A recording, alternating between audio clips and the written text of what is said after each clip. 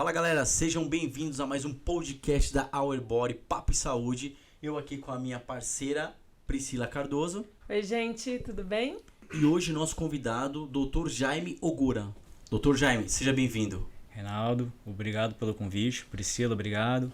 Um salve pro pessoal de casa. Como o Reinaldo me apresentou, sou médico, anestesista. Anestesista é médico, viu, gente? É isso Fez aí. 6 anos de medicina, mais 3 de especialização.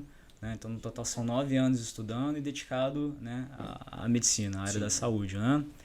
Eu tô aqui, então, para ter um papo sobre anestesia. Né? Vamos derrubar todos os mitos, falar sobre curiosidades, deixar o pessoal de casa mais tranquilo, né? O que seja um anestesista, quais são as funções dele, quais são as delegações dentro de uma cirurgia, para que você possa estar mais tranquilo, né? Já que muitas pessoas ficou uma fama ruim, né? A anestesia. Então eu acho que isso aqui vai ajudar bastante as pessoas a se encorajar, a não ter tanto medo, a ficar apreensivo, né? Ver o anestesista como um amigo que está ali para te proteger. Eu penso dessa maneira. Então, acho bem interessante a gente, né, conversar. E, mais uma vez, obrigado. Acho uma oportunidade, né, única da gente explicar o que nós somos, o que fazemos. Isso aí. Ó, então a gente vai começar aqui o bate-papo com o grande Jaime, o parceiro, médico anestesista, porém...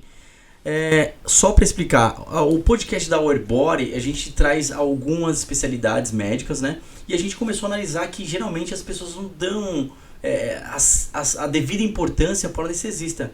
O anestesista é tão importante quanto qualquer outro médico, óbvio, né? Até mais, né? Que a gente vai entrar nesses detalhes aqui. Porém, nenhum canal levou. E aí a gente falou, não, vamos trazer o grande Jaime e o Dr. Jaime para estar aí desmistificando, passando a visão, falando do dia a dia, como é. Isso aí, né, Pri?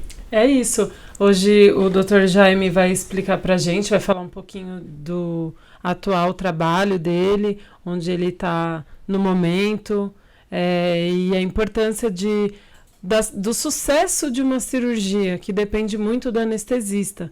Então, Dr. Jaime, onde você trabalha hoje? Como que está atualmente, como que você está fazendo aí na medicina? Olha, são 15 anos dedicado à medicina, desses 15, 8 em anestesia.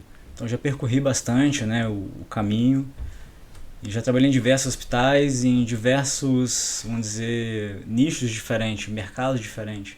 Você pode trabalhar num serviço de imagem, né, de um serviço de endoscopia, que é mais um laboratório de rua. Você pode trabalhar dentro do hospital, um hospital que faz transplante. Então, nossa função ela pode ser bem básica e bem complexa. Então, tem uma área de atuação muito grande nesse mercado, né? E, basicamente, o anestesista ele vai ajudar o cirurgião a realizar o procedimento que ele queira, né? E dar tranquilidade para o paciente não sentir dor, não ter nenhum tipo de trauma. Então, essa é a nossa função dentro desse mercado da área da saúde, né? Não deixa de ser um mercado, é uma assistência médica também, né? Nós queremos visar a saúde, mas a gente é bem abrangente, né? Então abre bastante, né? Então, abre bastante leque. Então a gente vai começar com anestesia no seguinte parâmetro. Tá. Vamos começar assim, anestesia dentro do campo cirúrgico. Dentro do campo cirúrgico, tá. Porque você chegou e falou assim, para exames, óbvio, tem, né? Tem. E aí dentro do campo cirúrgico. Tem. Então a gente vai falar sobre anestesia, o anestesista atuar, né? O médico atuando dentro do campo cirúrgico sem emergência. Vamos falar que são cirurgias programadas. Que chamamos de eletivas, né? Eletivas. Tá. Eu acho importante tocar no assunto que toda cirurgia eletiva, você vai ouvir isso sempre, o anestesista vai sempre enfatizar o quê? O jejum. A importância do jejum. Por que o jejum é importante? Você sabe, Renato? Você sabe, Priscila? Que é importante. Isso é bem legal a gente discutir. Não é besteira. Não é pra você passar fome, que a gente quer ver você sofrer, nada disso.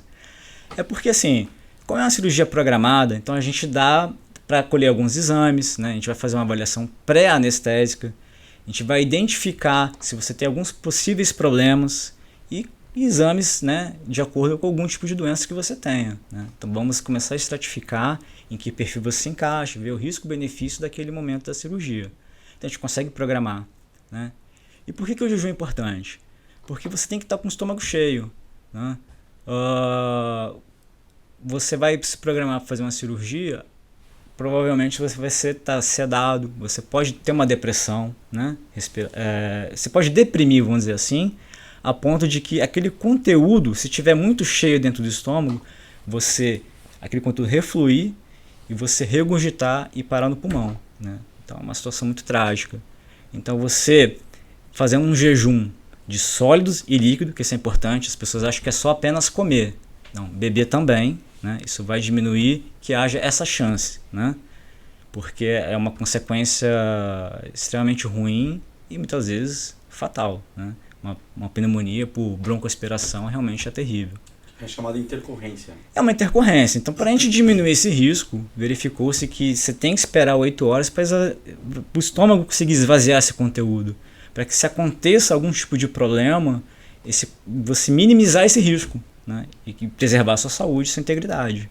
Então, é por isso que é importante o jejum.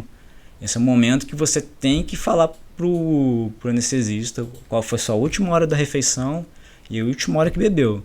Esse é um momento que não dá para mentir não, gente. É super importante, né?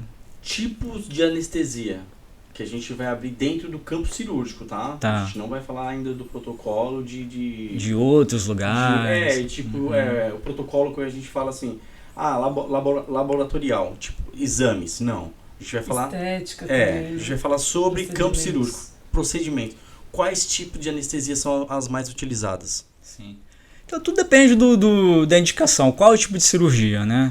Eu tenho vários mecanismos para fornecer que a cirurgia realize de forma tranquila, tanto para o cirurgião e para o paciente. Pode ser uma sedação leve, até uma anestesia geral, né, que o pessoal fala, né, que é um coma induzido, não deixa de ser. Então, por exemplo, você vai fazer uma biópsia de pele, né? Por que você vai fazer uma anestesia geral, né? É como se fosse um canhão. Por que eu vou fazer isso se você consegue fazer um anestésico local? O cirurgião ele pode filtrar ali localmente aquela região e eu, como anestesista, eu posso fornecer uma maneira que aquilo se torne não tão trágico, desagradável para o paciente, né? Que ele fique mais tranquilo, né? E ao mesmo tempo, é importante também que eu verifique os sinais vitais do paciente, né? Eu sou essa ponte. É muito importante esse ponto. Sim. Quais os critérios que você, como anestesista, usa na hora da escolha da anestesia? Se você vai fazer sedação geral, local? Então, assim, tudo depende, sim. Existem, por exemplo, você pode operar, você pode fazer uma artroscopia de joelho. Tá? Eu posso fazer uma raquianestesia, eu posso fazer uma geral, eu posso fazer as duas, eu posso combinar, mas eu acho que é um exagero. Então, assim, são pesos e medidas diferentes, né? Então, se o paciente não tiver nenhuma contraindicação, vamos fazer uma raquianestesia, por que não? Tá, a artroscopia, o público de casa, é aquela que vai com a cânulazinha no joelho, e aí com a câmera, bonitinho, vai puxando lá a questão do menisco. Exato, exato. Né? Pra deixar bem claro. E aí dá pra ser local? Sim ou não? Não, local não dá. Ok. Não. Aí você vai mandar a hack. Da cintura pra baixo. Porque as pessoas conhecem a raquianestesia, né? Sempre, vamos dizer assim, para um pessoal leigo, que a raquianestesia de forma geral, a gente utiliza muito do abdômen inferior para baixo, até o pé ali, né? Você pode utilizá-la dessa forma, né? E joelho é um membro inferior, né? Então você pode fazer uma raquianestesia. E a geral, eles já usaram muito? Já. Mas por quê? Devido à leitura do paciente, ele tá ansioso, vai alterar a pressão cardíaca? Muitas vezes é o seguinte, às vezes o procedimento é bem rápido, né? Então,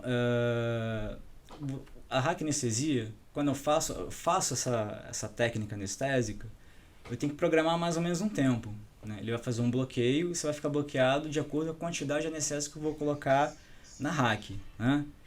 Então muitas vezes o paciente até, para quem não sabe, a raquianestesia, ele vai fazer um bloqueio e você vai, dependendo da altura de onde você puncionou, você vai ter uma paralisia, vamos supor, você puncionou aqui na lombar, né, numa região de L3, você vai mais ou menos ali, pensando dali daquela região para baixo, vai estar anestesiado, né? E aí o cirurgião poder operar né, durante esse período. Só que às vezes é tão rápido que eu planejei ele para 2 horas. Só que o paciente pode ficar toda a cirurgia, depois ele tem um destino. E geralmente ele vai para a sala de recuperação pós-anestésica. Então, às vezes, foi bem rapidinho ali, o paciente fica bastante tempo ali parado, né? E às vezes ele quer ir para casa, é mais confortável. E às vezes a gente pode optar por uma geral, porque eu tenho um controle melhor do tempo. A anestesia geral ela vai durar de acordo com a duração do procedimento, né? Então, assim, está acabando... Isso é calculado via dose? Você mede a dose e aí, dependendo da dose, você estima o horário que vai durar? Vamos dizer que a anestesia geral ela tem etapas, né? Tem a etapa da indução, que é um período, né, quando você faz anestesia geral, você vai apagar por completo, né? Inclusive, você não vai respirar por conta própria. Tá. Então, assim, é por isso que a gente... Existem dispositivos para fazer com que haja o aparelho de anestesia, ele é como se fosse um pulmão mecânico para jogar o oxigênio para o pulmão. E quem vai fazer esse intercâmbio é um tubo endotraqueal, uma máscara laríngea. Existem dispositivos que a gente pode utilizar para essa técnica, né? Então, assim, tem a fase da indução, né? O paciente apagou por completo.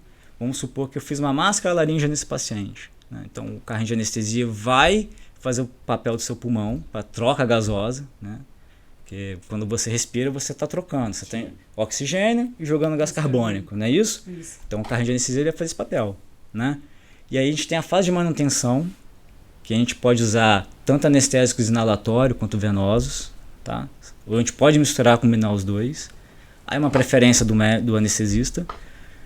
E aí o cirurgião está falando, opa, está acabando. Aí a gente tem a fase do despertar, né? Então, ele está acabando, então vou ali já preparando o paciente para o despertar, ele vai acordando, eu aspiro a região da orofaringe dele, ele acorda, vai na recuperação pós-anestésica, né?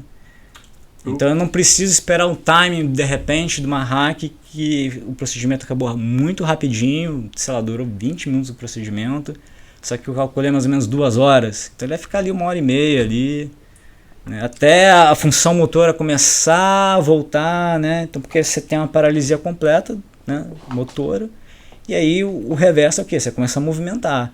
E aí, à medida que você está começando a movimentar, está acabando o tempo da anestesia, né?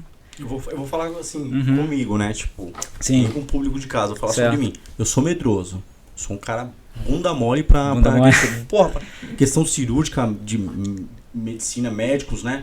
Atuando lá, mexendo comigo, todo exame mundo tem e tudo mais. medo, Eu tenho muito medo. E aí eu queria ver com você. Eu fazendo essa anestesia geral. Tá. Para uma cirurgia do joelho, o risco é maior? Porque eu entro na questão de estar respirando sobre o uso de aparelhos, com oxigênio e tudo mais. Pode dar intercorrência? Tipo assim, era uma cirurgia simples no joelho, deu pau. Sim, todo procedimento ele não é isento de risco, né? E cada tipo de procedimento tem seus riscos particulares, né? O grande problema é que muitas vezes você para de respirar e o anestesista, né, no caso, ele não vai conseguir com que haja essa comunicação. Pode acontecer, existem fatores de risco em que o paciente tem uma dificuldade da gente conseguir passar esses dispositivos, tanto um tubo, uma máscara laríngea, para conseguir essa ventilação, né? E às vezes a gente vai tentar fazer uma ventilação de resgate, muitas vezes botar uma máscara facial e insuflar um balão para oxigênio, e às vezes ele não consegue ventilar, né? Então esse é um pior cenário que a gente está ali enxergando. É um paciente que a gente não consegue mandar oxigênio e não consegue colocar nenhum tipo de dispositivo. Então tem esse risco anestesia geral. Mas aquilo que eu disse, a gente está ali, a gente estudou durante 3 anos para avaliar. Olha, esse aqui é tranquilo, esse aqui, poxa, eu tenho que tomar mais cuidado. Então eu vou pegar alguns outros tipos de equipamentos mais específicos, uma intubação difícil que a gente fala, né? Então a gente tem também materiais específicos para esse tipo de cenário, vamos dizer assim. É por isso que sempre é bem por isso que é bom, antes de escolher a anestesia que vai ser usada. Então, às vezes assim, você é um paciente magro, tranquilo, pode ser geral, ou uma hack, né, se você não tiver nenhuma contraindicação ali, né, a gente não colheu nenhuma informação. Visualmente te falando, acredito que dê para fazer as duas. Mas vamos supor que você seja mais gordinho, com barba, né, que eu já vejo que você tem uns preditores de viária difícil, que eu não vou conseguir entubar ou passar nem qualquer tipo de dispositivo que você respire. Aí eu vou conversar com você, olha, esse procedimento dá pra gente fazer com uma raquianestesia. Se a gente for fazer geral, né, eu vou ter uma dificuldade, né, maior em relação à intubação. Eu vou explicar tudo isso que eu estou te falando pro paciente. Fala, olha, nesse caso, né, pode ser que pode quebrar um dente, né, porque a ferramenta que eu utilizo para intubar é o laringoscópio. Né? É como se fosse uma foice. É com ele que eu vou entrar com esse aparelho na boca do paciente e vou visualizar vias aéreas. O que eu quero encontrar ali dentro é a região da glote. A glote é um buraquinho que vai, depois da glote vai ter a traqueia e a traqueia vai ter os brônquios, né? Para poder mandar ali o oxigênio nessa região que a gente quer. Só que muitas vezes eu posso tentar laringoscopar e não ver nada, e aí? Não é fácil, né? Não é para todo mundo que é igual, né? Temos anatomias diferentes, né? Então, assim, aí eu converso, olha, você é mais difícil a gente fazer anestesia geral. Podemos fazer, mas a gente pode tentar uma raquianestesia, né? Eu vi que você não tem nenhuma contraindicação, né? Vamos tentar? Se não conseguir, a gente parte para uma outra alternativa. Aí eu converso com o cirurgião, converso com o paciente, e a gente vai negociando ali, falando, olha, eu vou explicando exatamente isso que eu estou falando. Né? Eu achei legal você falar isso, porque você falou a questão do médico e o paciente, essa troca, né, de informação. Sim. O hospital, a gente sabe que tem uma administração que aí não fica... sai da alçada dos médicos. Acontece do hospital ele intervir e falar assim, ó, esse paciente aí, dá uma geral nele para tentar liberar antes que a gente precisa do quarto para uma outra cirurgia. Não deveria, isso é inapropriado porque é uma conduta médica, é uma decisão minha. Né? Você não pode interferir se você não tem conhecimento. Né? Você está colocando um questionamento econômico acima da saúde do paciente. Então a conduta é minha. Então eu vou falar, não, isso aí é compatível com a minha ética. Né? Acelerar essas coisas. Não deveria acontecer. O que é mais importante é a gente preservar a vida do paciente. Né? A gente quer que, poxa, você vai fazer uma cirurgia do joelho e vai a óbito, pô, né? Porque já teve relatos, não? Né? Então, de 80, né? Tem aquela doutora Clara Nunes. Foi fazer uma cirurgia de joelho, se eu não me engano, e veio a óbito. Então você fala, pô. Então. Tudo bem, eram outras épocas, né? Sim. Mas dentro dessa nossa época, né?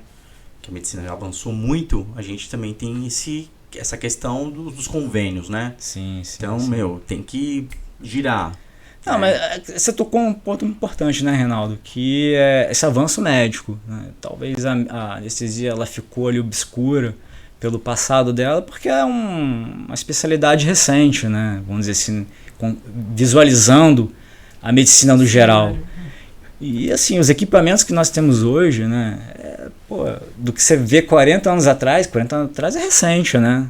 Não é tão longe assim, a gente não está falando 2 séculos, não, 40 anos, melhorou muito. Então assim, meus professores durante a época da especialização, eles me contavam que, por exemplo, o oxímetro que nós temos hoje, né? O que foi falado para ver a quantidade de oxigênio, né, que é distribuído pelo corpo, né? É um aparelhinho que ele faz uma medição ali que você tem que saber o valor mínimo normal, né? Abaixo daquilo é um problema, né? No passado dependia mais da subjetividade do anestesista, então ele tinha que apertar, por exemplo, e fazer mais fisicamente.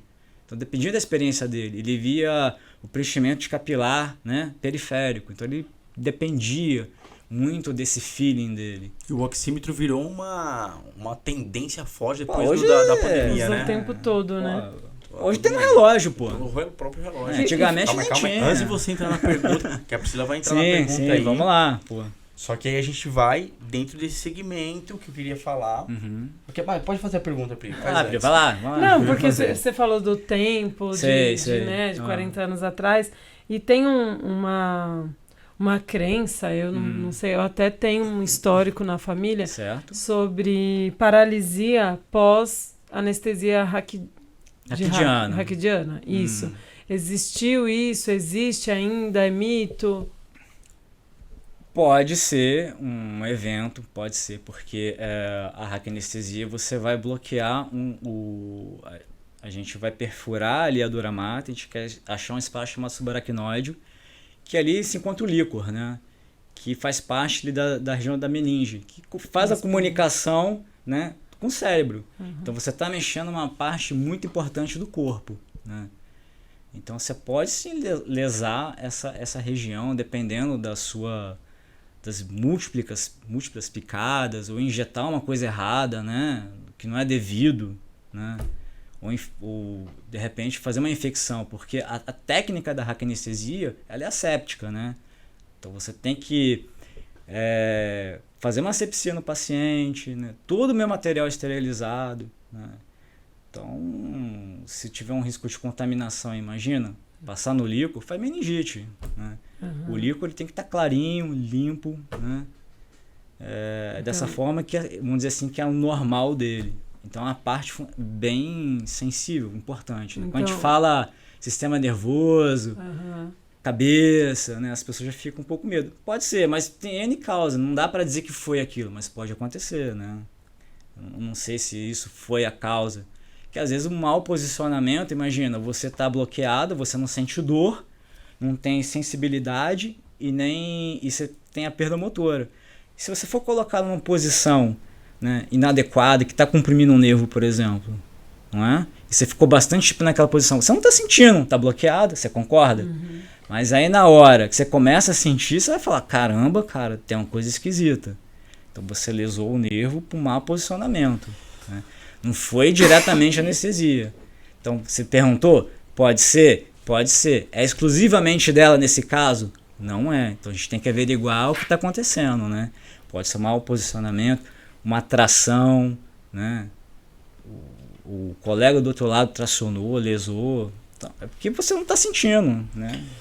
Então pode ter outras causas envolvidas Múltiplas também. causas, né? Múltiplas causas. Então, mais uma vez, a anestesia ela não é o único vilão. A gente tem que verificar um todo, não olhar ali só para ela, né? Anestesia mata, doutor? Olha, todo procedimento ele tem o seu risco, né? Então, sim, respondendo a sua pergunta, pode matar. Mas na questão da alergia, todo mundo fala assim, sofreu um processo alérgico, pode vir a óbito? Se você não agir adequadamente, não reconhecer precocemente os sintomas que estão acontecendo durante a cirurgia, pode ir a óbito, né? Pode falar.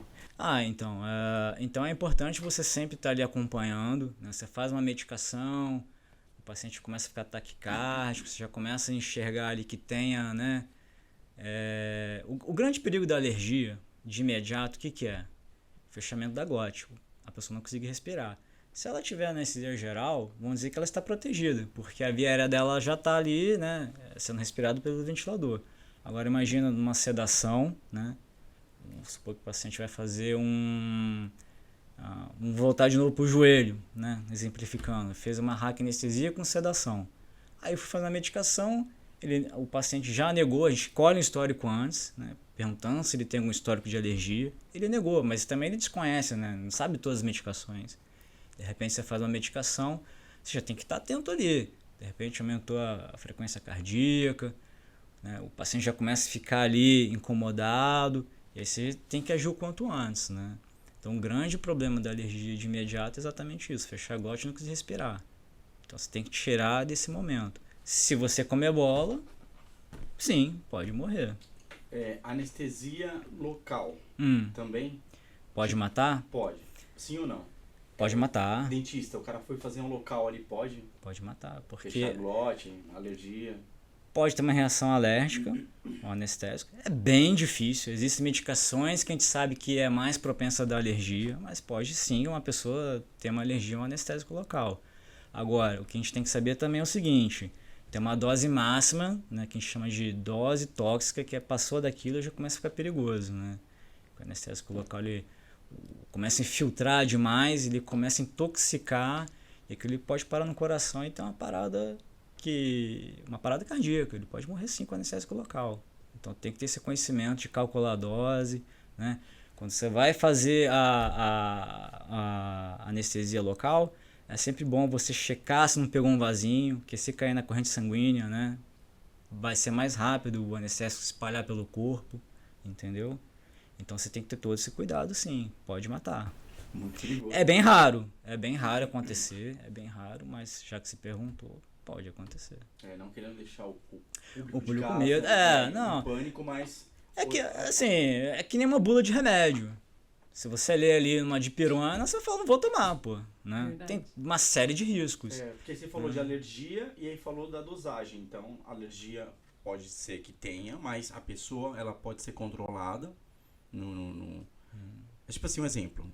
Só pra especificar e deixar bem claro pro público. É que ele pode ter um cheque anafilático, né? Isso. E aí você vai ter que identificar. Ele não é tem as medicações específicas, você pode usar para tirar de uma emergência ali, se o cara tá muito ruim, você faz adrenalina. Você tem que calcular a dose e faz ali para tentar. Mas se tiver num caso extremo, aí você tem que, né, tá com falta de ar, vamos supor que ele tá sedado, e aí você tem que tentar entubar o quanto antes, porque imagina a glote ela aumentando e ela vai se fechando, então vai ficando mais difícil eu visualizar a via aérea de tentar fazer com que passe um tubo naquela região, né? Um tubo endotraqueal, ou a própria máscara laríngea, que é um dispositivo que a gente é utilizado para anestesia geral, às vezes também ele não vai conseguir ventilar esse paciente, entendeu? Muitas vezes tem que fazer uma crico de emergência, que é abrir aqui para tentar ventilar o paciente. Né? Tudo isso devido a pessoa ter esse processo alérgico. Pode sim acontecer. Né? É raro. É raro, ainda bem que é raro. Então, uma pergunta direcionada. Já morreu algum paciente na sua mão devido a essa questão? De choque anafilático, não. E alergia? Não, não. Mas já pegou caso de alergia e você conseguiu reverter o quadro? Olha, eu nunca peguei. Já vi de colegas, é grave. Né? Na anestesia a gente costuma falar, são horas tranquilas, segundos de terror. Então ali você naquele momento, o anestesista né? O anestesista não é o cara que só faz dormir, né? Que faz a sedaçãozinha. É o cara, é o médico que vai ajudar o cirurgião a operar, e aí você está tomando conta, né? Você é o intermediário do procedimento e eu estou olhando seus sinais vitais a todo momento, né? Então, naquele cenário todo, você tem que manter uma calma, entender o que está acontecendo, né? E capacitar as pessoas de dirigir para te ajudar e auxiliar naquele processo. Senão fica uma bagunça. Imagina cada um querendo fazer. Deixa isso comigo. Eu que vou aplicar. Entendeu? Não. Nesse momento você tem que manter a calma, não agir, né, por instinto, saber que você estudou para aquele momento. Né? Então essa é uma característica do anestesista. Manter a calma em cenários caóticos, vamos dizer assim. Né? Então isso tudo é muito importante. Imagina você ver uma pessoa ali prestes a morrer e você descobrir naquele momento que não consegue fazer nada e paralisar. Né? Então não é para qualquer um. Por isso que você tem que fazer 3 anos, passar por todo esse processo, né, justamente para ter essa segurança para ir para o mercado, para atuar como anestesista. Né? Isso é fundamental, ter esse controle. Então, geralmente, dentro de um procedimento cirúrgico, dentro de uma equipe médica, o anestesista, ele pega... Não é que ele pega... a gente separa as funções. Então, o anestesista ele fica responsável ali por coordenar a equipe. Num caso caótico, qualquer pessoa ali, qualquer médico, ele pode se voluntariar e falar, olha, eu vou liderar um caso ali de parada, por exemplo, uma situação caótica.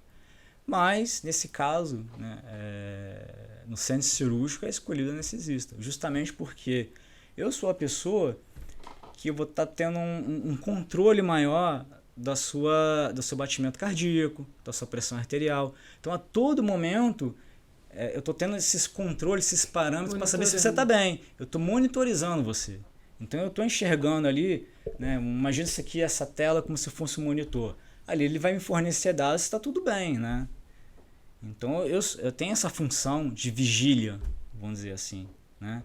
Então, qualquer coisa, alteração que me apareça ali, tanto visualmente quanto no monitor, eu tenho que identificar e entender o que está acontecendo e agir o quanto antes, que muitas vezes pode ser tarde. Né?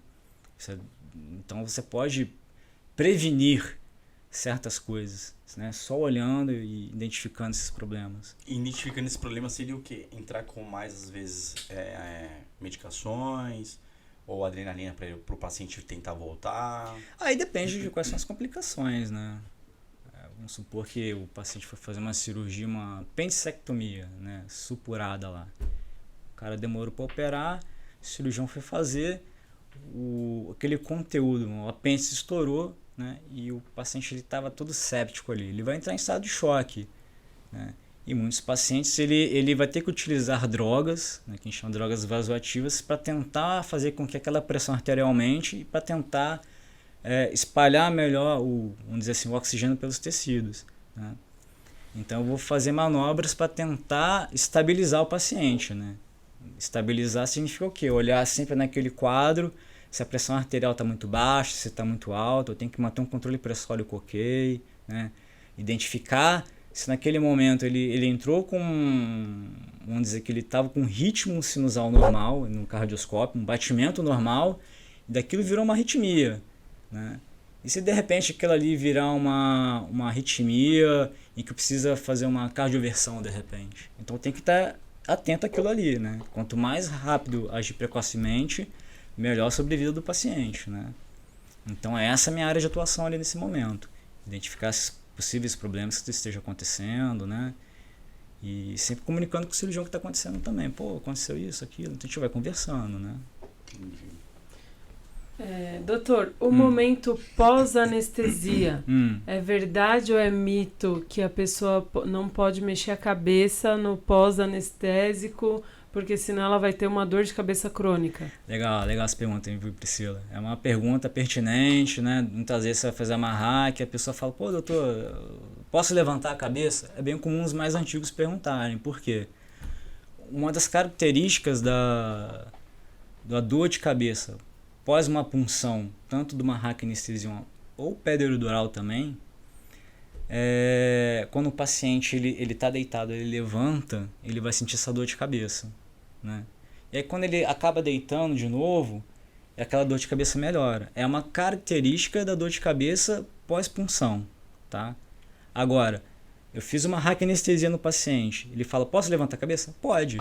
Isso não é um fator de risco, isso aí não vai fazer com que você tenha essa dor de cabeça ao levantar a cabeça durante o procedimento. Você pode levantar. É uma característica, uma consequência do pós-punção do marraque, o paciente levantar e ao levantar ele sentir a dor de cabeça, né? Ou uma piora da dor de cabeça. Pode ter zumbido, né? Ter uma fotossensibilidade, ficar incomodado com a luz, né? E vou explicar o porquê, né? Porque quando você faz uma raquianestesia, né, ou um bloqueio regional, você tem que furar a dura mater para você entrar e ter o acesso ali à região da medula. E ali contém o líquor, né? Esse líquor, quem produz é o cérebro, né? E esse líquor ele é importante porque se de repente você furou, vamos supor ali, essa dura mater, ele continua sendo líquor por ali. Imagina que, vamos supor que você tem um tanque cheio ali, ele vai abaixando de nível, né? Então ele vai diminuindo a pressão e como se também ele tracionasse, vamos dizer assim, a cabeça, né? Pela essa perda dessa saída desse líquido. Então imagina, você está deitado, você está numa situação que não está, você está estabilizado, né? Por exemplo, o líquor ele não vai estar tão atuante, mas quando você levanta, imagina aqui um copo deitado, ele vai estar nessa posição aqui do líquido a favor sempre da gravidade. E quando você levanta, a tendência é cair mais ainda. E aí que dá dor de cabeça. Não sei se ficou bem claro pro pessoal de casa, não sei se vocês entenderam. Mas basicamente é essa fisiologia, né? Essa perda da saída do líquor, né, faz com que você sinta essa dor de cabeça, principalmente quando você levanta. E agora eu vou fazer uma pergunta que o público de casa vai interagir aí e vai ter consciência. Você pode mentir pro advogado, pode mentir pro padre, pode mentir pro amigo, pode mentir pros familiares, mas não minta pro médico. Pergunta que chegou o paciente para você. O paciente está consciente, independente de ser emergência ou não. Tá. Uso de entorpecente pode entrar em óbito? Olha, uma droga específica, né? Para as pessoas não omitirem na hora. Para não omitirem, principalmente cocaína, né, ou derivados dela, né, como crack, por exemplo. Mas é importante que, para quem é usuário, que suspenda pelo menos 2 semanas antes do procedimento, né, uma cirurgia eletiva, né. porque ela vai interagir com as medicações anestésicas. Um paciente que cheira, né, que é um usuário de cocaína, vamos dizer assim que ele mantém sempre no estado de alerta, ou seja, ele vai ter altas concentrações de catecolaminas, né, que vai favorecer que você tenha uma hipertensão, né, frequência cardíaca mais aumentada. E aí, ao fazer anestesia, você meio que vai estar, vamos dizer assim, exigindo que seu corpo sempre... você sempre vai exigir mais do seu corpo. Então, isso pode predispor a algum tipo de arritmia, que a pressão realmente suba demais, entendeu? Porque você vai ter muito das catecolaminas espalhadas pelo corpo. Você vai ter em alta concentração. Então, você pode ir a óbito, sim. Época de residência, já pegou casos assim, chegou lá no pronto-socorro no PS, tá na sua mão, o paciente está com uso de entorpecente, uso de cocaína, e aí agora?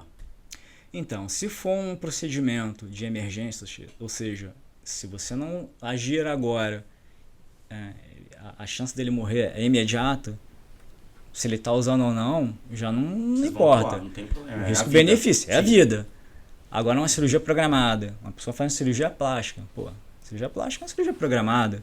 Usou, a gente vai falar, olha, é melhor, tem que suspender, fazer a cirurgia. Né? E nunca mentiram pra vocês? Olha, eu nunca tive nenhum problema. Se mentiu, passou batido. Mas quem que vai arriscar com a própria vida? Que você quer jogar, morreu roleta russa, né? E na emergência já pegou? Ah, já, né? Já. Você sempre pega uns caras loucos. Mas aí, emergência... E aí conseguiu reverter o quadro? Ou entrou em óbito alguns? Não, você até consegue, mas é mais difícil fazer um controle da anestesia, né? Nesse caso, eu tinha feito uma anestesia geral, o paciente sempre mantém hipertenso. Manter sempre hipertenso, o que significa? O cirurgião vai operar e vai sangrar mais no campo dele, né? Você vai estar tendo mais perda sanguínea. Então, você ter esse controle pressórico vai ficando mais difícil. É como se fosse um combate, o organismo dele está ativo, combatendo a inatividade da então, anestesia. Às vezes, o anestesista também tem isso. Às vezes eu posso controlar a pressão arterial do paciente, né? Eu tenho esse controle. Muitas vezes eu quero que tenha uma perfusão adequada para o cérebro, mas ao mesmo tempo eu não quero que esteja muito alto a ponto de atrapalhar a cirurgia, sangrar demais. Só que muitas vezes esse paciente que é usuário, vai ser muito difícil você controlar essa pressão dele. Então ele sempre vai manter alta, frequência alta. Então o coração, imagina, tá ali, ó, consumindo oxigênio, né? E se ele tiver algum tipo de comorbidades, né? Se for um cardiopata, morre. O coração não aguenta, né? Cocaína, coração ruim, mais ali um procedimento cirúrgico anestésico, não é uma boa combinação, né? Por isso que é importante suspender em cirurgias eletivas. Ótimo. Existe algum protocolo, não sei como que o doutor costuma chamar, de procedimento anestésico, em combinação que substitua a anestesia geral? Assim, o protocolo, pode ser que haja. Alguns hospitais tenham determinados protocolos, né, de utilização de determinadas drogas, doses. Você pode sim utilizar protocolos, né? Isso é da instituição que eu digo. Os anestesistas ali podem falar, olha, vamos fazer isso, aquilo, né, para ter um controle melhor. Pode ser que tenha, assim. Não é impossível que isso aconteça, sim. Então, existem outras opções, por exemplo, se a pessoa... as pessoas têm muito medo, assim, de anestesia geral, quer evitar. Existem algumas opções combinadas que podem ser sugestão.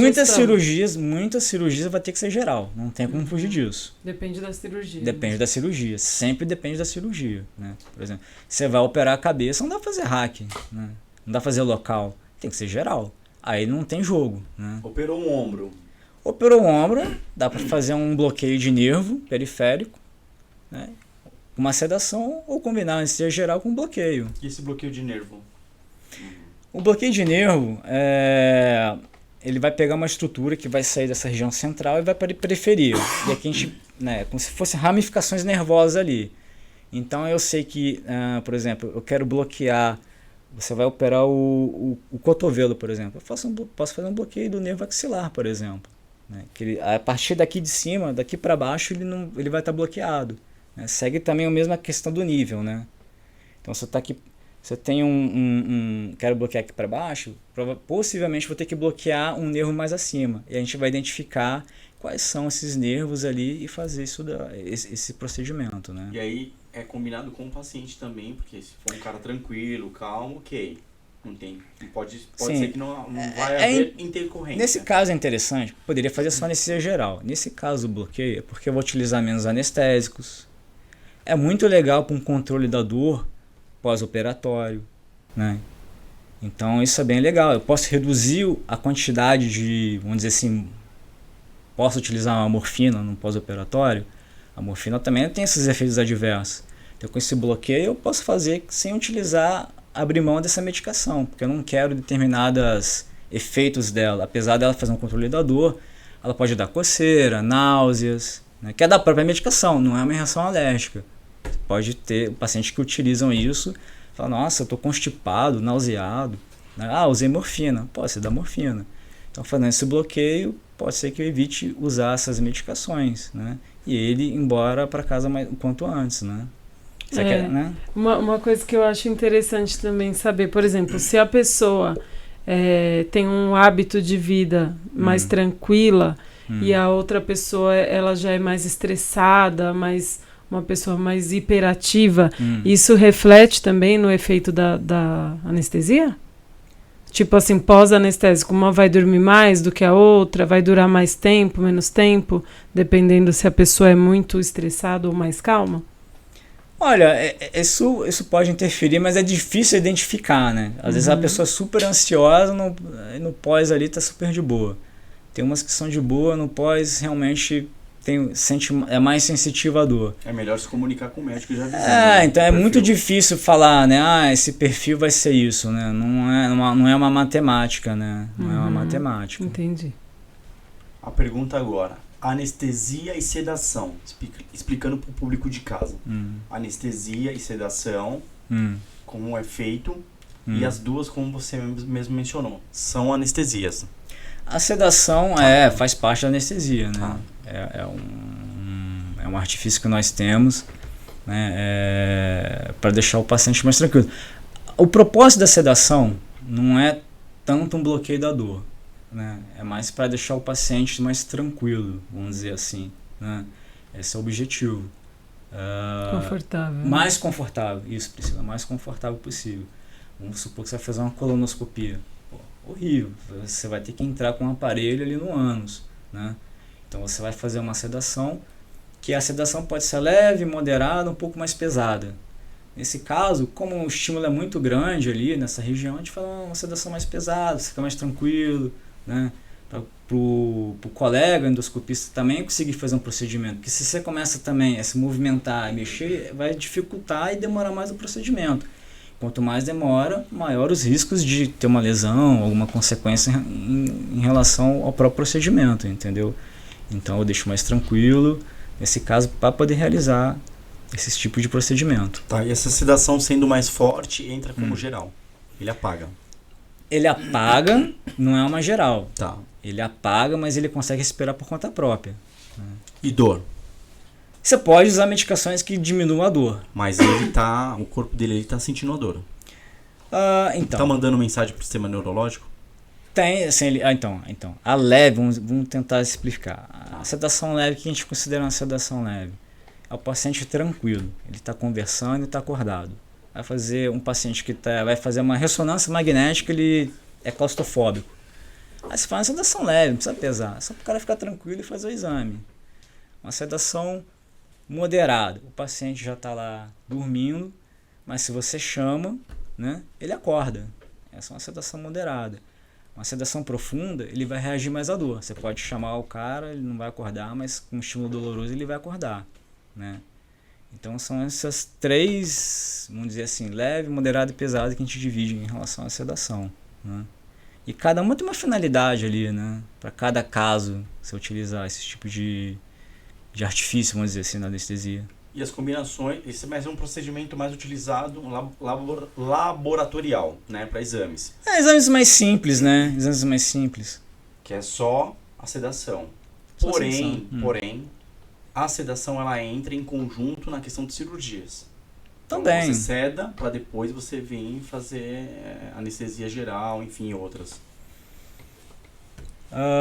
Por exemplo, a raquianestesia, vamos botar num caso. A gente pode sedar o paciente, né, para ele ficar mais confortável, porque a raquianestesia eu necessito que o paciente ele esteja relaxado, né? Porque quanto mais contraído, eu tenho que achar um espaço intervertebral. Entre as duas vértebras tem esse espaço que eu tenho que entrar com a agulha. Então, se a pessoa está nervosa e se contraindo todo, vai ficar difícil para eu puncionar.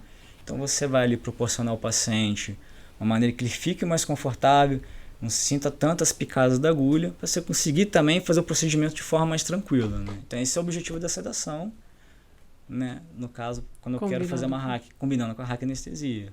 No caso, também no centro cirúrgico pode acontecer. O cirurgião quer fazer uma biópsia de uma região, ele vai infiltrar com o local, mas ele quer que o paciente dele fique tranquilo, dormindo, né? Que tenha essa tranquilidade, né? Se tem, por que não utilizar, né? Para que você vai ficar ali acordado, né? Tem gente que não gosta de hospital, né? Né? Tem gente que tá lá porque tem que fazer. Então, a gente tá ali para ajudar, né? A proporcionar isso de uma forma que não seja traumática para o paciente. Esse é o nosso objetivo, né? Então você faz uma sedação para isso, né? Nos últimos tempos aí, a gente passou pela questão de saúde pública, né? A pandemia. Sim. E aí o anestesista ele foi muito solicitado, né? Nos meios de comunicações, né? Me viu informando. Você pode explicar para nós aí, Jaime, qual foi esse cenário de atuação? Pô, bem lembrado, hein, Reinaldo? Foi um período bem crítico, né? 2020, início de 2020, né? Era uma doença assim que surgiu e se espalhou mundialmente, né? E até então você não sabia nada do vírus, né? O que sabia é que os pacientes que entravam em contato com esse vírus desenvolvia de forma muito rápida uma falta de ar, a ponto de necessitar uma intubação, né? Ou seja, necessitar de um auxílio num carrinho de anestesia, por conta do próprio pulmão não dar conta dessa oxigenação, né? Então entrou numa área que é nossa, né? Que é a intubação. Anestesista, né? Toda anestesia geral é necessário, como eu havia comentado, algum tipo de dispositivo, né? No caso, a intubação esses pacientes ficam muito tempo entubados, então você esquece o que eu falei da máscara laríngea e vamos focar agora no tubo, nesse tubinho, né? Não sei se foi falado, foi dito. Carrinho de anestesia, né? Ventilador, foi muito comentado sobre isso. Por que o anestesista ele é prático nisso? Porque não é tão simples, né? Você tem pacientes que vamos dizer assim, não é que seja fácil, né? Ele tem preditores que vai me dizer que aquela intubação vai ser mais segura do que outros pacientes. Então eu tenho que identificar quais são os pacientes que têm esses riscos maiores e como agir de acordo. Então, como a gente lida isso diariamente, né? Isso é uma parte fundamental do nosso treinamento, então nós fomos escolhidos para agir, né, nesse tipo de situação. E geralmente é um paciente que estava em casa, ou seja, não estava em jejum, que isso já é ruim, como havia explicado antes, né? Esse problema de você regurgitar conteúdo gástrico e broncoaspirar. Então já tinha esse problema de os pacientes não estarem em jejum, ir para o pronto-socorro, né? E em franca insuficiência respiratória, desesperado, né? Então como agir? Então, esse cenário a gente lida muito bem, né? Então você atuou no meio de frente, você ficou nesse cenário aí? Nesse cenário a gente foi muito solicitado nos outros setores, setor de paramentado, foi caótico. E a gente tem que lembrar que o cenário da intubação foi um dos cenários mais importantes da pandemia, porque nunca se teve na história, até o momento, uma doença que precisasse tão iminentemente da intubação. Sim, e muitos profissionais da saúde não dominam, né, o procedimento. Eles até sabem intubar, mas assim... Na prática, né? O expert de identificar, assim, é coisa nossa, porque está no nosso cotidiano, né? Então a gente lida com isso muito mais vezes, né? É uma prática que é exigente da nossa área, né? E então assim, muitas pessoas realmente elas sabem, mas existem situações que ela pode ficar ali na dúvida, e nesse momento não pode haver dúvida, por isso que a gente foi chamado, né? E como ficou o seu psicológico? Não, assim, acho que assim, vírus assim, novo chegou, pandemia, e aí? Vindo, né? Começou na Europa, começou a vir pra cá, né? Aí tudo de linha de frente, como é que ficou?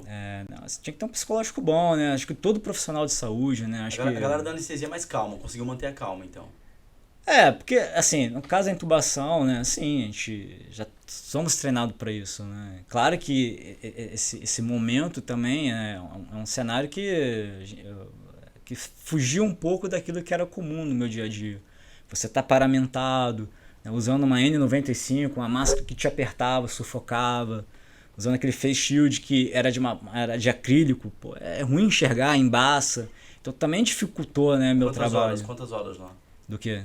Atuando, trabalhando no Ah, cenário de pandemia. Pô, tem... Aí Você pegou no pico? Peguei no pico. Tava no desde o hype início. lá, sei lá. Não, acho que todos os colegas, todo profissional da área de saúde tá de parabéns. Não vi ninguém fugir, não. Tava todo mundo ali em prol da população, né? Pegou Covid? Ah, poxa.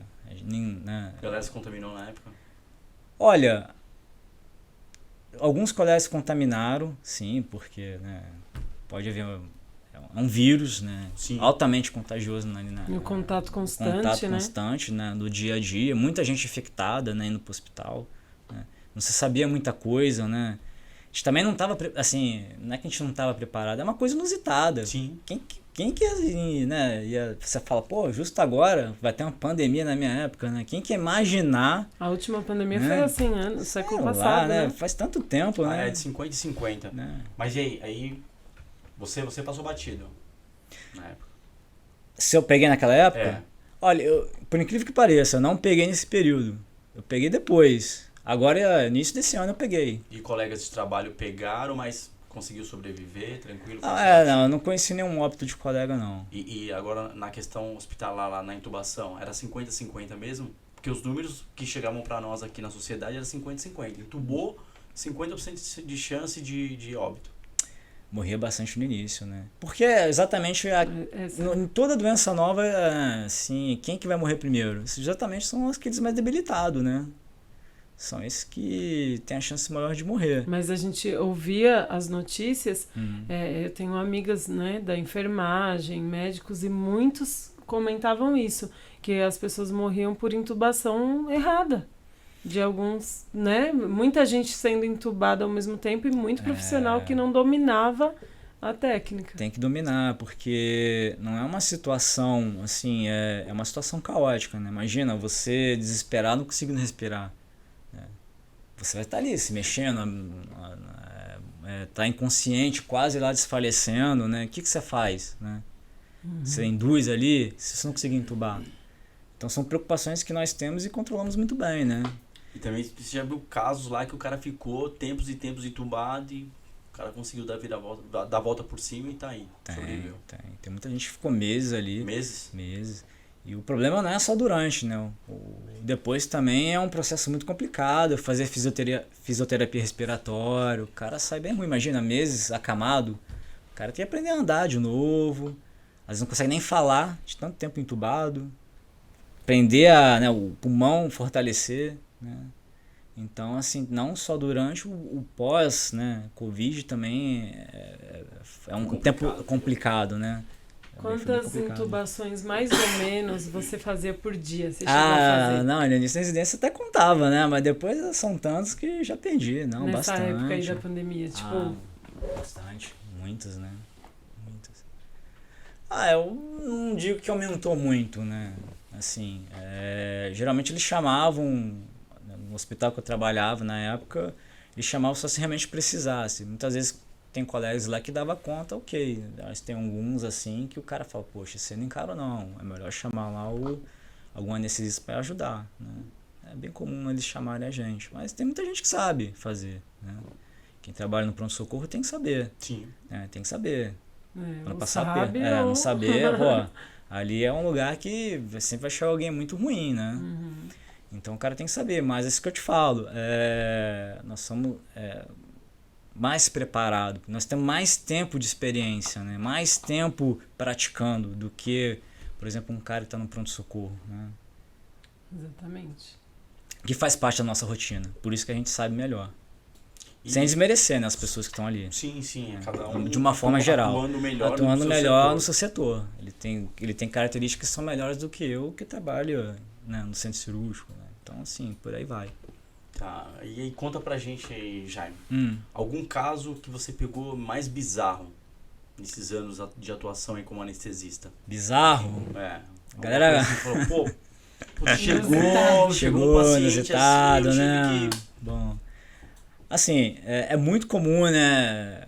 Sempre causa, assim, um alvoroço quando chega sempre uma pessoa com alguma coisa, um corpo estranho, por exemplo, no ânus, né? Geralmente é do sexo masculino. Só que eu realmente só vi falar, né? Assim, tava rolando a cirurgia do lado que era ser retirada de corpo estranho e nunca tinha participado. E a primeira vez que eu participei foi numa mulher, uma retirada de corpo estranho no canal vaginal. Isso já aconteceu comigo, né? Era uma menina jovem, tinha uns 20, 25 anos, foi no presídio visitar o namorado, não sei, desconfiaram que ela estava carregando alguma coisa lá dentro. Aí levaram ela para o hospital, o ginecologista avaliou e levou para o centro cirúrgico para fazer essa retirada, né? Constatou e tinha coisa. Ah, então, a menina, ela tava ali apreensiva, não querendo responder, eu tranquilizei ela, falei, olha, ninguém tá aqui para te julgar, não tô aqui para falar se isso é certo ou errado. Eu tô aqui, né, para fazer esse procedimento seguro para você. Você vai ter que fazer esse procedimento para ser retirado. E eu quero saber se tá de jejum, alergia. Fiz as perguntas tradicionais, ela respondeu, né? Aí foi no centro cirúrgico, nesse caso eu lembro, fiz uma sedação. Aí o ginecologista lá retirou dois corpos estranhos, né? Eram 2 pacotinhos assim, envolvido muito bem com uma fita adesiva, sabe? E na hora ele abriu ali, uma tinha, dessas embalagens tinha papelote de cocaína e na outra tinha contas bancárias do tráfico, vamos dizer assim, administração, né? Ou seja, estava com extrato. Tava com o extrato bancário e eu vou dizer que é muito dinheiro, hein? Tinha Pô, muita coisa. eu falei, pô, caramba, é dinheiro esse negócio, hein? Por isso que passou pelo processo Por cirúrgico, isso que né? passou ali. Tinha muita coisa. Tinha muita coisa ali, cara. Falei, porra, não sabia que movimentava tudo isso não, né? Fiquei até assustado. Falei, porra. Era um banco. Tem um banco. Eu falei, caramba, Banco Central. cara, passa tudo isso aí, rapaz, caramba. foi curioso na época. Todo mundo falou, caramba, aquele curiosidade, né, do centro cirúrgico. Isso foi o caso mais bizarro e curioso, vamos dizer assim. Que você pegou. Que eu peguei, exato. Pum. Pronto. Jaime, e qual o caso mais complicado que se você trava a língua?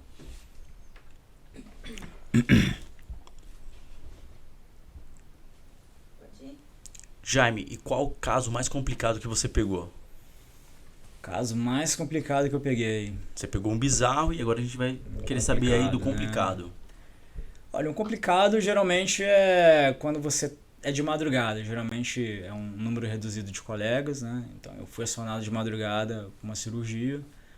Era uma cirurgia grande, era uma dissecção de aorta abdominal. É uma de extrema emergência esse tipo de procedimento. Aí chegando lá é caótico, né?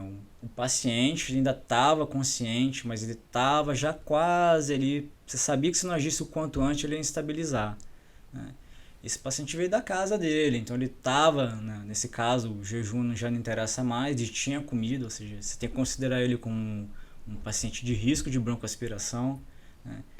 E era um paciente extremamente obeso, então assim, ele tinha preditora de viária difícil, eu tinha que fazer uma anestesia geral para começar o procedimento, sem eu começar, não iria começar a cirurgia, não tem como abrir o paciente acordado, né? Então foi bem delicado, porque você está ali sozinho, né, encarando um paciente bem complexo, numa situação bem complexa, né, uma cirurgia bem complexa. E tem pacientes que é bem ruim de veia, né? Então assim, para começar tem que pegar um bom acesso, né? Eu tenho que fazer uma indução um pouco mais devagar, né? Mas nesse caso, por conta desse paciente estar de estômago cheio, ele tem preditora de via aérea, ou seja, se eu fizer uma indução ele apagar por completo, eu não tenho segurança de que eu vá conseguir entubar, e o grande problema é dele regurgitar e engolir aquele conteúdo do estômago e parar no pulmão, né? E aí é caótica essa situação. Então eu rapidamente expliquei para ele, sempre verificando sinais vitais, eu via que eu tinha tempo de pensar, né, de manter a minha calma, de pensando passo a passo que eu tinha que fazer. Eu expliquei para ele que eu iria fazer uma intubação acordada, não poderia tirar o drive respiratório naquele momento, né, por conta disso.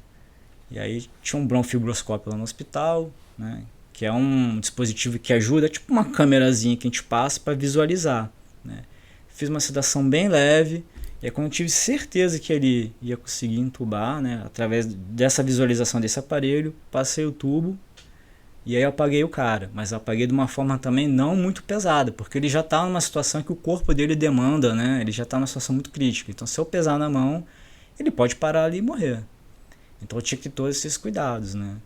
E é um paciente que que a gente chama anestesia de invadir mais o paciente. Então a minha monitorização ela não é tão mais simples. Eu tenho que utilizar mais artifícios de ter mais dados mais fidedignos, né, para continuar o procedimento, né. Então, por exemplo, nesse caso, em vez de utilizar um manguito para ver a pressão, a gente pode cateterizar uma artéria, geralmente aqui é radial. Eu consigo ter uma variação de pressão contínua, né. Não preciso que aquele aparelho de pressão faça lá aquele apertar para verificar se a pressão está alta ou está baixa. Então, com esse dispositivo eu consigo ver de forma contínua. Então, ferir constante, né? Ferir constante. Então tem um tempo real ali. Se caiu a pressão, se aumentou, eu sei o que está acontecendo, né? Então assim a gente chama de invadir.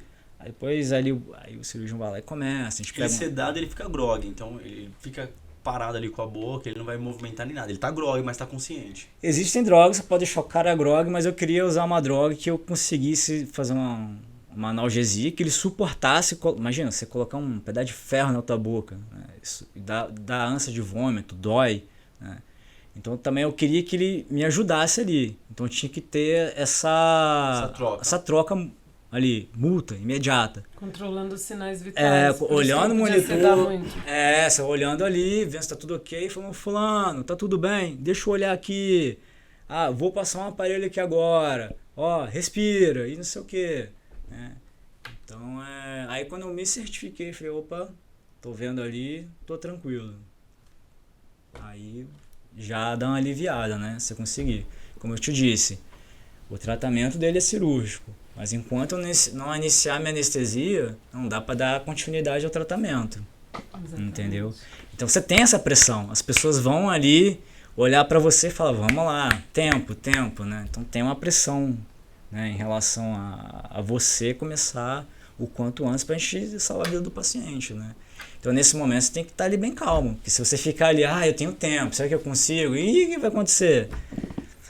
O tempo é vida, mas o tempo tem que ser administrado ali pelo anestesista de manter o controle. Manter o controle, saber da situação, né? Delegar funções. Olha, fulano, me ajuda aqui, cara. Nesse momento você vai ter que me ajudar, entendeu? Senão a cirurgia não acontece. Então você vai delegando funções, né? E deu tudo certo? Deu tudo certo. Esse cara sobreviveu. Sobreviveu, agradeceu a equipe toda. Foi legal, bom, né? Quando o desfecho é bom, é legal, né? E passa pro público de casa, quando tem um desfecho que entra em óbito, que as pessoas às vezes não têm consciência do que acontece com a equipe, como é que a equipe fica. Assim, eu particularmente, eu acredito que meus colegas ficamos arrasados, né? Tem essa troca depois que o paciente entrou em óbito, todo mundo se reúne, vai conversar? Não, a gente fica arrasado, né? Eu acho que é importante que o médico tenha essa empatia, né? Esse lado humano de ver essas coisas acontecendo. Você não pode banalizar uma morte, senão você perde o controle, né? Você não é uma máquina, você tem que saber que você tem sentimento, você tem que ser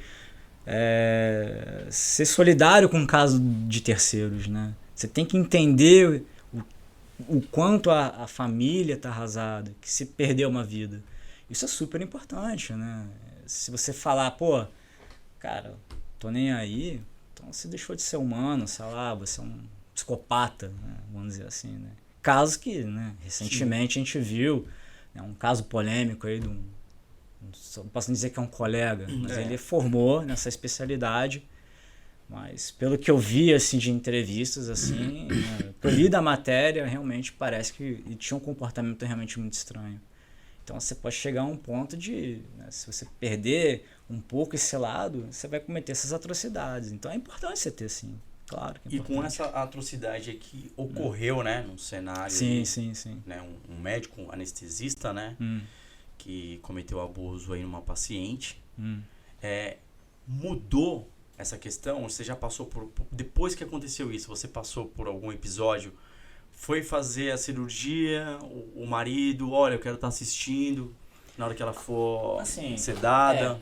Particularmente comigo eu não tive nenhum problema, né, quando aconteceu esse caso, estourou, né. Segundo alguns outros colegas anestesistas, eles já tiveram assim, alguns problemas, mas eram bem poucos.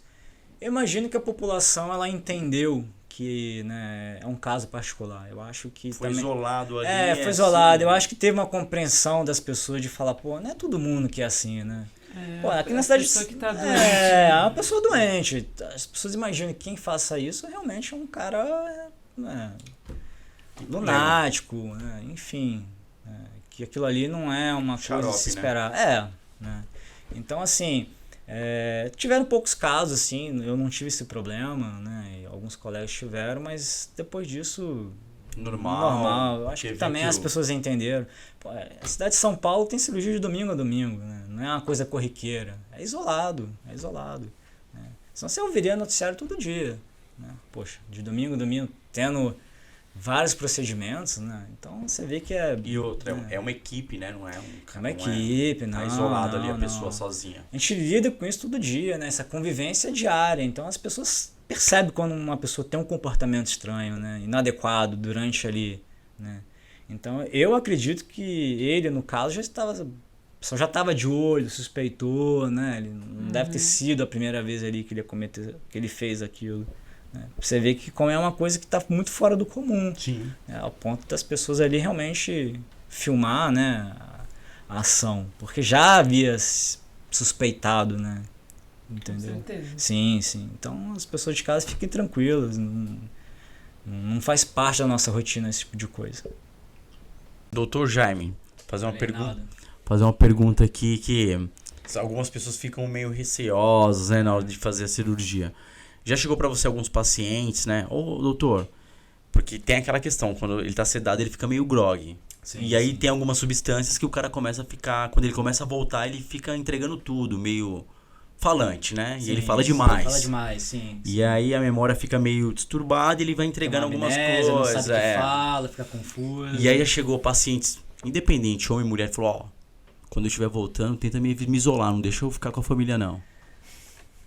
Particularmente comigo não aconteceu, mas com outros colegas já aconteceram. Então, antes de começar a cirurgia, o paciente já pede, né? Tem paciente que fala, olha, eu falo pra caramba, hein? Então...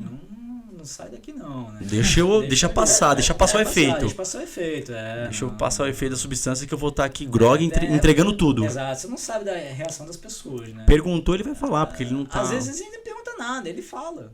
É espontâneo dele. Imagina, eu já falo Você pra acha? caramba naturalmente. Não, Tomar um remedinho desse aí. A aí. pessoa ali que tá grogue, começa a falar, né? Não sei, a pessoa já tá emotiva ali e quer botar aquilo pra fora, de repente achou um momento ideal ali e fala, pô, vou botar aqui, né?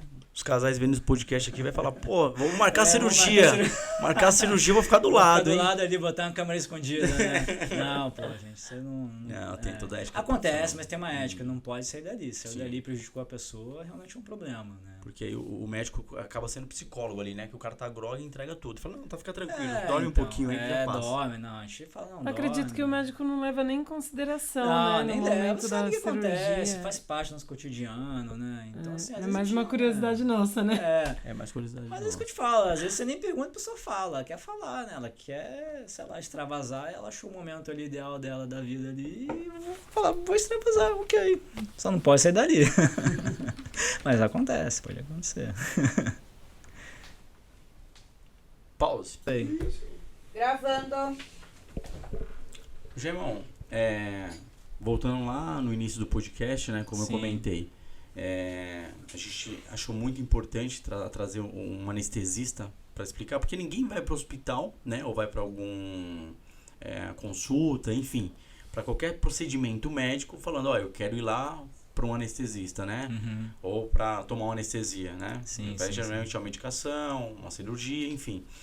E aí eu quero saber de você. Você fez a faculdade de medicina e da onde surgiu assim, puta, eu vou querer ser anestesista? Pô, legal. Como é que foi? Legal essa pergunta. Assim, tem pessoas que já entram, né, com uma escolha já na cabeça, mas você vai passando determinados ambulatórios que você vai se apaixonando até pelo ambiente, né. Eu tinha passado ali num ambulatório de dermatologia que eu falei, caramba, legal pra caramba isso aqui, né. Uma profissão ali, uma especialidade mais clínica de pequenos procedimentos. Então eu falei, eu gostei pra caramba, né? Era bem envolvente, os professores eram legais. Fiquei com isso na cabeça. Aí de imediato não passei ali na prova né? Nesse período eu fui chamado para o exército ali, fiquei 1 ano e meio, né? Porque algumas áreas da saúde você tem que se realistar. Isso é no Brasil ou é só no Rio? Tipo, terminou a faculdade... Não, o Brasil inteiro. Brasil inteiro. Só que no Rio de Janeiro o exército ali é o central, né? O Hospital Central do Exército fica lá. Então, Só pra galera saber, te cortando. Sim. 18 anos, alistamento. Galera já sabe. Tem que fazer, dispensado. Eu fui dispensado. E aí fez medicina. Medicina, após 6 anos, vai lá o exército lá te visitar. Falei, opa. Não todos, né? Escolhe. Então, a contingência lá, como lá tem muito quartel, o hospital central, né? A referência do Brasil inteiro fica lá, demanda muito profissional dessa área, né? Tem os profissionais de carreira e tem os temporários. No meu caso, eu era temporário. Só que os de carreira não dá conta da quantidade, né, de médico necessário. Imagina, cada quartelzinho ali tem que ter um médico ali. Para fazer uma campanha ali de tropa de campo, de tiro, tem que sempre ter um médico, né? Vai que acontece um acidente ali. Tem que ter um profissional que saiba, né, agir de acordo, né? Então lá no Rio de Janeiro tem essa característica. Alguns outros estados talvez não tenha tanta demanda, não passa batido. Mas no Rio tinha. A galera que vai fazer a prova lá, 6 anos vai ser chamado, né? No caso foi. Aí eu passei ali, né, 1 ano e meio. Clinicando 1 ano e meio lá. Clinicando 1 ano e meio lá e sempre atuante em emergência. E ali tinha uma necessidade de intubação, né? De umas coisas mais ligadas assim, à anestesia. E fui saber. Aí eu fui fazer uma pergunta com meu tio. Meu tio, ele é anestesista, ele me influenciou bastante, né? Então eu comentei com ele como é que era, comecei a acompanhar, ele me levou para alguns hospitais. E eu falei, opa, é legal, isso aqui me ajuda ali no meu dia a dia e eu gostei pra caramba disso aqui, né? Tem o meu perfil, né? Eu falei, então vou fazer essa especialidade. Então eu tomei essa decisão a partir disso, né? Muita novidade, então você pegou lá no exército, então, muita novidade ali. Pega, atuando, né? Atuando como médico. Atuando como médico. Ali você também tem que saber, também muita doença tropical, né? Tem cara que vai fazer missão lá na Amazônia, tem malária, tem tudo aquilo, né? Então você tem que ter um conhecimento também muito restrito ali àquele nicho. E ali também, assim, eu conheci muitas pessoas, né? Você faz muita amizade, você conhece muita gente ali. Porque antes de você atuar ali nos hospitais, onde você for direcionado, você tem que fazer um treinamento durante, se não me engano, era 2, 3 meses. Então você tem que conviver com uma galera, né? E é bem legal, você tem que saber marchar, tem que saber alguns regimentos militares, né? Saber... Eu desconfiava. Quando eu convidei você pro podcast, eu fiquei meio na dúvida, eu desconfiava que você era um cara perigoso. Por quê? Um doutor perigoso. Doutor perigoso? Por quê, cara? Já tem o olho puxado assim, meio, né? Meio sério ali, karateca. Agora do quartel. Não, mas ali o preparo não é pra guerra. Você tem que saber o basicão, sim. né? Eu não vou pra linha de frente trocar tiro. Eu fui como médico, não fui como, né, soldado, mas né? não deixando de ser perigoso. Sabendo algumas coisinhas ali bacanas que foi ensinada, né? É sempre bom ter um conhecimento, né? Sim. Tem as coisas legais, pô. Você aprende a manusear uma arma, né? Então, geralmente a gente aprende a atirar com uma pistola. Nunca tinha visto na minha mão uma. E defesa pessoal? Umas porradas lá. Não, eles não exigiam. Não bota pra rolar, não. Tinha que saber marchar, fazer aquelas contingência, né? Continência, né? Acampar, saber montar uma barraca. E aí fez amizade, os caras, doutor, tudo médico. Que você precisou, doutor. Não, assim, fora as pessoas envolventes ali da área da saúde, né? Que tem também técnico de enfermagem. Os colegas médicos, então assim, conheci muita gente. Ali você foi pegando também plantão, né? E geralmente trabalhar, né? Então geralmente com um recém-formado vai para onde? Na emergência. Né? É uma área de atuação. E ali você começa a conviver mais com esses casos graves, né? Muita emergência no Rio? No Rio de Janeiro, né? Dependendo de onde você trabalha, é só baleado, né? E aí? Você trabalhou em que área ali? Que região? Então, você tá falando no Rio? Depois que saiu do exército. Cara, já trabalhei em vários lugares. Lugar assim, bem longe da Zona Sul ali, né? Bangu, Campo Grande. São umas áreas assim bem afastadas. Trabalhei em Nova Iguaçu. Cara, uns lugares bem perigosos ali. Já peguei de tudo. Muito trauma, tiro. Tiro muito, né? Tiro muito. Eu ficava muito ali no pronto-socorro, né? Então, mas eu via chegar essas coisas, né? E eu gostei daquela adrenalina ali, né? Daquela atuação imediata, né? Aí você vai colhendo informação ali. Por isso que você ficou calmo. Você é um anestesista super... Para um médico recém-formado, a remuneração no exército é legal, é boa? Olha, o nosso ganho é de acordo com o soldo, né? De acordo com a patente, né? Então, assim, trabalhando por fora eu ganhava mais do que aquele soldo ali. Atuando como médico sem ser ali, eu ganhava mais. Mas ali era uma grana todo mês que você podia contar ali. Todo dia primeiro estava caindo.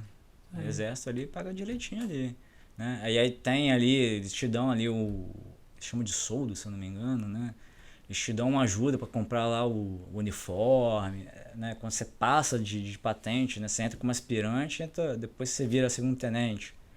Também eles te dão uma ajuda ali para comprar o uniforme. É legal, é uma área bem interessante. Mas assim. se você quiser servir carreira ali dentro, você ficaria, ou não? Eles dão dispensa que nem um exército normal. Carreira, dispensa só se você pedir e fizer alguma merda, acredito, né? Não, você atuou lá como 1 ano e meio. E aí você pediu pra sair. Não, eu podia continuar, mas assim, obrigatoriamente eu tinha 1 ano, eles estenderam assim, obrigatório o serviço é 1 ano. Só que até esperar uma outra turma entrar, eles fazerem aqueles 2 a 3 meses de treinamento, eu ainda fiquei ali nesse período esperando esse pessoal chegar, entendeu? Mas se você quisesse ficar atuando lá... Tem, como temporário eu posso, mas acho que tinha um tempo limite, se não me engano, 7, 8 anos. Sim. O temporário. E depois a dispensa.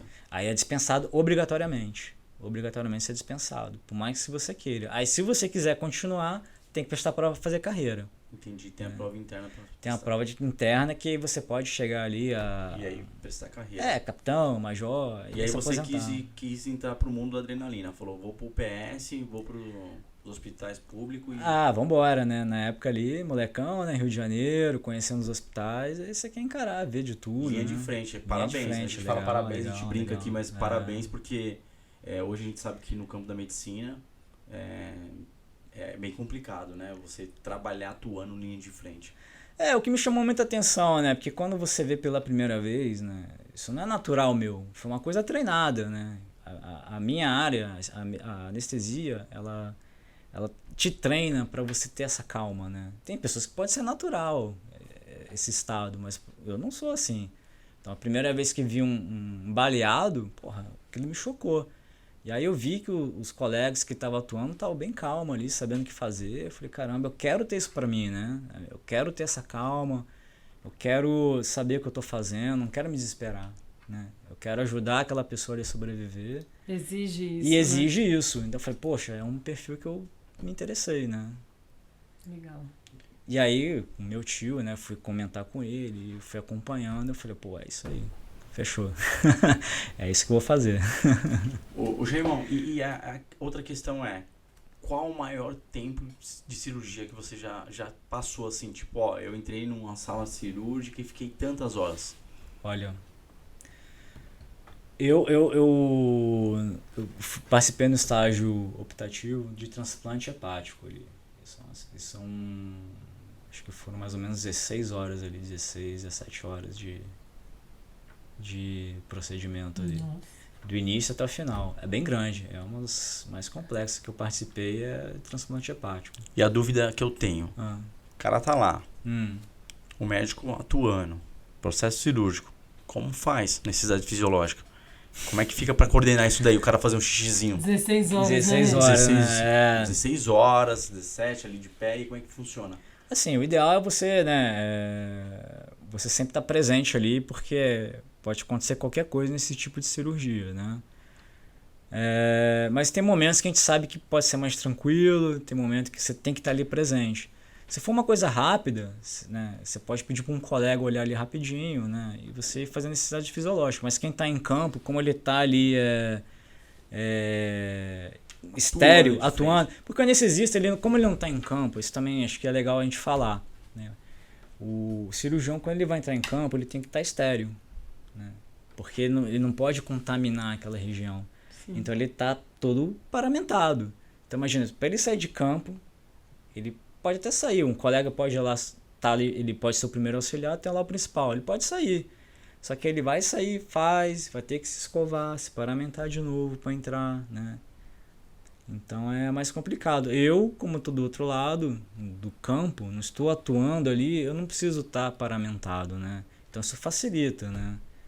Isso facilita fazer minha necessidade fisiológica. Eu não preciso me escovar, assim, ter todo paramentado, esterilizado, porque eu não vou entrar ali. A não ser que eu tenha que fazer algum tipo de procedimento mais invasivo, e aí eu tenho que me paramentar, como uma raquianestesia, pegar um central, aí eu tenho que me escovar e tudo mais, mas ali é bem pontual, né? Faço ali, tiro e aí faz a anestesia, ou a cirurgia, no caso, né? Mas o ideal é ficar em sala, né? Dá pra fazer um xixi? Tem momentos, tem que ver que momento, qual é a cirurgia, se o paciente é grave ou não. Mas quando você tá numa situação de estresse, isso daí, cara, passa batido. Parece que... 16 horas foram 3 horas, 4 horas. Cara, você não vê ali, porque você tá tão atento ali que você esquece ali, né? Aí depois que você termina o seu trabalho e tá tudo direitinho, aí bate fome, vontade de mijar, vontade de ir ao banheiro fazer o número 2, dá tudo, né? Aí você tá mais relaxado, é quando você relaxa aí que vem as coisas, né? Ou seja, a medicina é linda, né? Porque são verdadeiros anjos, né? Se a gente for analisar, porque ali, cara, é uma vida humana e a doação ali, a entrega de um profissional médico é total. Eu sinto esse peso, né? Eu sinto que há uma doação, né? Então você tem que trabalhar bastante a cabeça, né? Tem que trabalhar... O médico lá, o cara, né? O médico, ele não sai, ele fica 16 horas ali. 16 horas em pé. Ele tá ali em pé. Ali, depende dele. Às vezes, o ar-condicionado pifou. Porra, aquele calor, o cara paramentado, o cara ali, ó. Não, cara, não posso sair, é necessário. O anestesista também. Situações ali que você fala, não, cara, não pode, né? Não deve. É isso. É uma profissão linda, né? Não é questão que as pessoas levam, né? Não vou falar no geral, a questão da grana, né? Acho que lidar com vida, né? Lidar com vida é muito lindo, cara. É muito lindo. Tem que ter uma doação, né? Tem que saber a importância disso, né? Tem. Você tá cuidando de uma vida de terceiro ali, né? Então você tem que acabar meio que se doando ali para aquilo, né? Então, assim, é claro que é um trabalho como qualquer outro. Mas eu acho que por lidar com a vida, que é a essência, né? De você poder respirar e saber que tá aqui, de suma importância, porque vida após morte, aí vai de cada um, né? Mas enquanto vida, todo mundo sabe da importância, né? Temos que priorizar sempre a vida, né? E depois de tudo que você passou, essa adrenalina geral, hoje você tá mais tranquilo. Então, agora você atua como anestesista, mas com cirurgias programadas no particular, tá mais tranquilo. Hoje eu tô mais tranquilo, né? Eu acho que, como eu disse, eu já tô 8 anos, aí você já pode ali escolher um perfil de que tipo de profissional você quer ser, né? E aqui na cidade de São Paulo tem de vários tipos. Eu posso trabalhar por tempo, sei lá, 12 horas por dia, né? Eu posso acompanhar uma equipe, né? Então, isso é legal também, né? É um mercado que te dá essas possibilidades de como você quer trabalhar de acordo com o seu perfil, né? Eu sou um cara que, geralmente, quando você acompanha uma equipe, a sua agenda é a agenda do cirurgião. Então, muitas vezes, você vai ficar preso, né, a essa agenda dele, né? Você não pode ter tanta flexibilidade de horário, né? Em compensação, eu posso trabalhar por hora trabalhada, geralmente são plantões de 12 horas, mas eu sei que eu vou trabalhar dali. Depois que acabar meu serviço, eu vou para casa e faço o que eu quiser, né? Então isso é legal, você pode se encontrar ali dentro, você pode brincar, eu posso acompanhar uma equipe também e pegar alguns plantões mais fixos, né? Isso é bem interessante. Então ao longo da carreira eu fui decidindo, né, o que eu gostaria de fazer, né? E como eu gosto, né, de treinar, eu gosto de ter esse horário, né? Então eu prefiro ficar em locais mais tranquilos hoje em dia, que tem uma programação, que tem uma agenda programada. Eu tenho que trabalhar tal dia de tantas horas por dia, entendeu? Porque eu consigo dessa dinâmica me organizar melhor. É uma característica minha, né? Esse é meu. Agora tem outras pessoas que não, preferem acompanhar uma equipe. Geralmente paga-se mais quando você acompanha uma equipe, né? Às vezes o cara acompanha um cirurgião super famoso, às vezes num procedimento que ele faz, sei lá, de repente é quase uma semana minha trabalhando, entendeu? Então assim, você vai identificando o que é melhor para você. Isso é bem legal da minha área, né? Eu quero parabenizar todos os médicos, né, de uma forma geral. Porém, eu como cidadão, que eu tiro mais o chapéu, mas eu admiro as pessoas que trabalham em linha de frente. E geralmente residentes, né, que quando começam a atuar, que vão mesmo para colocar a mão na massa. Isso eu acho bacana. E o que você passou aqui para nós hoje no podcast foi justamente isso, né, que a sua área de atuação veio de lá, né, como você falou, eu queria sentir essa adrenalina, eu queria ter essa vivência, para você pegar a mão. Porque a gente vê que o campo de atuação, né, assim como a minha profissão e inúmeras outras, às vezes você não pode entrar logo na zona de conforto. Primeiro você tem que saber, né? Porque são vidas. Então a atuação geralmente vem, né, da prática, da vivência, do inesperado, né, do fora do controle. Então você pega a mão, assim como ortopedista e outras áreas de atuação, né, de traumas e etc, dentro de hospitais públicos. Então hoje a gente vê que tem uma galera que vai para a linha de frente mesmo, vai por amor. Depois, tudo bem, de passar dos anos, ela pode, né, falar agora eu tenho para onde escolher, ficar um pouco mais tranquilo, já passei por tudo isso. E outra, ser um médico qualificado, né? Não é assim como eu sou professor, tem professor e professores, assim como tem médicos e médicos. Sim, então você é um cara que eu posso consagrar. Parabéns pela sua profissão e pela sua atuação na medicina. Eu agradeço, assim, pelas palavras, né, pelo reconhecimento, né, da população, né, sobre a importância. E, sim, é um momento de aprendizado que você tem que ter esse sangue nos olhos. É um momento que você tem que ver tudo, né, porque a medicina ela é teórica e prática, né. Então você tem que ter a teoria e a prática ao mesmo tempo. Não adianta você também viver só na prática e não ter nenhum tipo de teoria, conteúdo. A base, né? Senão você vira só um cara ali, um mecânico, né? Mecânico, eu digo, só faz aquilo que está acostumado, um robozinho. Ou você pode ser uma pessoa diferenciada, que estuda, que sabe botar aquilo em prática, né? Que está no campo de atuação. Existem coisas que está extra-livro, né? As interações humanas, né? Lidar com os sentimentos, com o estresse, não está no livro, isso é de você. Então é muito imprevisível. Então essa fase de especialização, ali, também ao longo da medicina, ela vai tendo que te moldar para esse caminho, né? Você tem que querer isso de início, porque enquanto você é estudante, né, é uma coisa, tendo um CRM na mão é outra. Quando você está numa fase de especialização, tem uma pessoa ali te ajudando ali, né? São os assistentes. Depois que você sai, já te espera uma outra postura. Então é importante nesse meio você ver de tudo, ter esse interesse, né? Não que depois você não vai ter interesse, mas esse é um momento bem importante, porque você vai saber agir, né? Porque você já viu de muita coisa. Então depois, quando você vê uma situação, você já sabe, opa, eu vi, eu sei contornar isso melhor, isso vai acontecer. Resumindo assim, hospitais públicos, menos recurso, mais novidade. Hospitais particulares elitizados, menos novidades, mais recurso, porém, se depender do profissional, menos mão. Não estou falando que às vezes ele pode vir de uma atuação como você mesmo mencionou. O cara já veio, né? Então, assim, geralmente... Um cenário que ele pegou muita novidade, que veio do público, né? O público é legal por isso, né? Porque a ambulância sempre vai levar para o hospital público, né? A prioridade é o hospital público. Então, assim, acidente, baleado, sempre a prioridade é sempre levar nos hospitais públicos, né? A não ser que o cara sofra acidente em frente ao hospital, na porta, para que o cara vai ser... Não pode, né? Pô, ali é o lado mais perto, né? Você está diminuindo o time dele de sobrevida, né? Então, você está sendo mais rápido. Mas aí, se o cara tá longe do hospital, a ambulância pegou, vai levar. Então, esses casos você sempre vai ver lá, né? E nada contra o que a gente está comentando aqui, não é um discurso discriminatório, né? Não. É um discurso real do que existe mesmo. O que a gente fala é o seguinte, população maior é o quê? No Brasil? É a população carente. A população que não tem tanto recurso, né?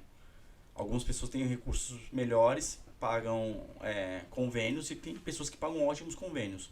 Então começa nessa grade. Então a demanda de mão de procura para a saúde é dentro da saúde pública.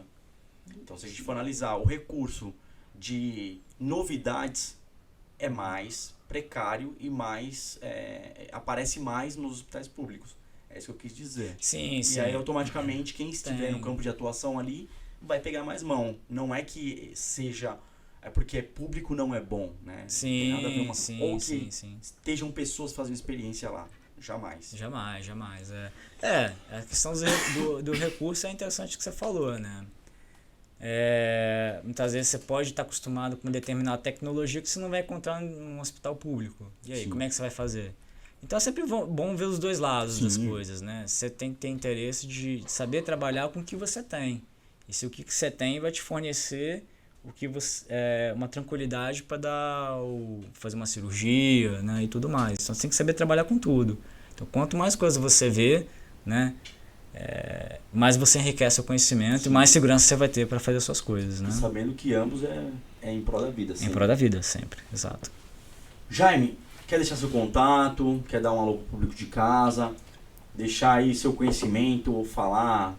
Você que está estudando aí medicina, quer atuar como anestesista, qual a mensagem que você quer deixar? Olha, a mensagem que eu quero deixar, assim, o objetivo é a gente fazer uma conversa mais descontraída, né? Derrubar mitos que as pessoas tinham em relação à anestesia, né? Espero que isso tenha esclarecido muitas coisas, que as pessoas se sintam mais seguras quando for falar em anestesia, né? Porque, como a gente já havia comentado, né? No passado, ela ficou muito marcada por conta das precariedades da época. Não tinha tanta tecnologia, tanto de droga, de monitorização. Hoje as coisas mudaram muito, né? Mudaram bastante, tornaram... tanto a cirurgia modernizou quanto a anestesia. Então hoje está muito mais seguro, por isso que a gente vê muito mais cirurgias, né? Então eu acho que conseguimos, espero que tenhamos conseguido passar essa tranquilidade para as pessoas, né? Eu, como anestesista, não posso deixar de falar, gente, sempre jejum, nunca mentir. A hora da verdade, sempre contar lá pro médico o que tá fazendo, se usa droga ou não, a gente já deixou tudo aqui explicado. Jejum é sólido para líquido, no mínimo 8 horas. Então, essa é a minha mensagem.